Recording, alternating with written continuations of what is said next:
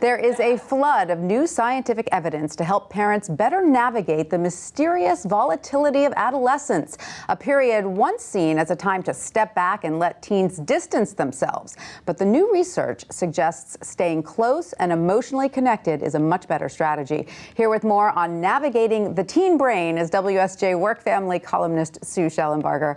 Hi, Sue. Great to see you. Now, you have a guide to the latest scientific findings based on particular ages. So let's start with the first age group, 11 to 12-year-olds. Do these preteens experience side effects as puberty kicks in?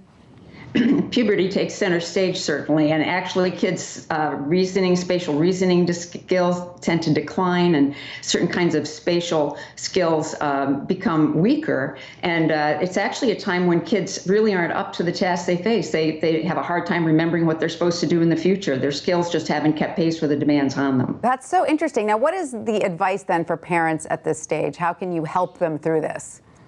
Basic organizational skills, or clues like how to remember your gym bag, put a sticky note on the door. Maybe task managers can help some kids at this stage. And also just stay close to them.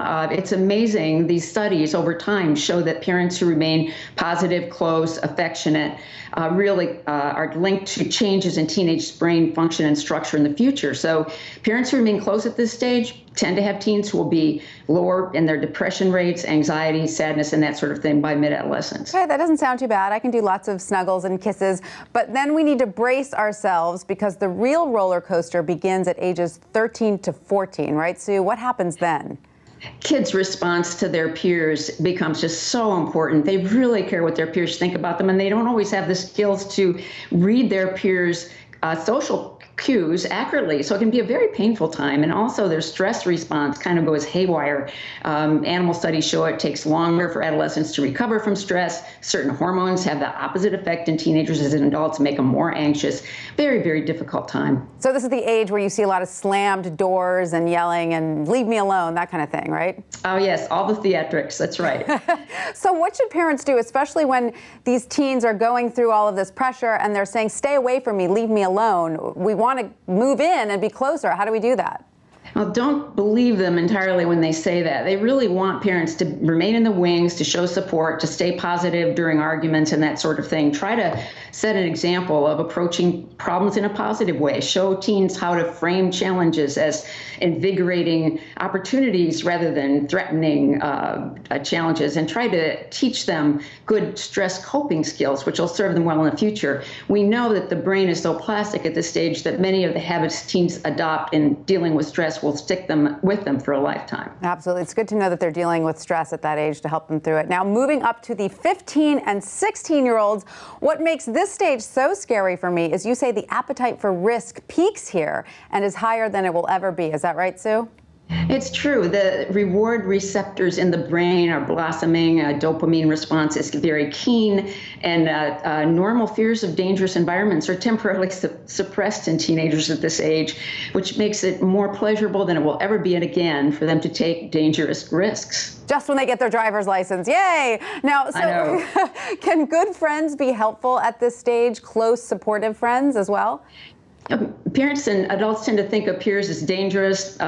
In fact, positive peers can actually are linked to a reduction in risk-taking by teens in studies.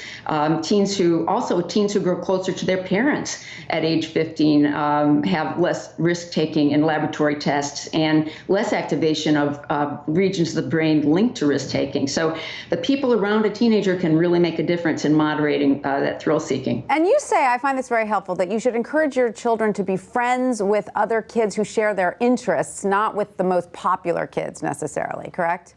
Friendship skills are so important because positive peers are a huge buffer against stress, against risk-taking, against all the challenges of adolescence. Friendship skills are worth teaching. All right, now, here we are, almost out of the woods, 17 and 18. Some teens are literally becoming smarter at this stage, Sue? Studies show that high potential kids who have already have high IQs tend to have even higher scores on IQ tests. And it tends to show up at this stage as kids begin to pull it together, their executive decision-making skills get better. The brain is plastic. We know now from brain imaging studies that corroborate some of the IQ tests, which are fallible, that there really are increases in intelligence during this stage in some kids. Fascinating. We just have to make it through to 18. All right. Thank you so much, Sue Shellenbarger, for that. Thank you, Tanya.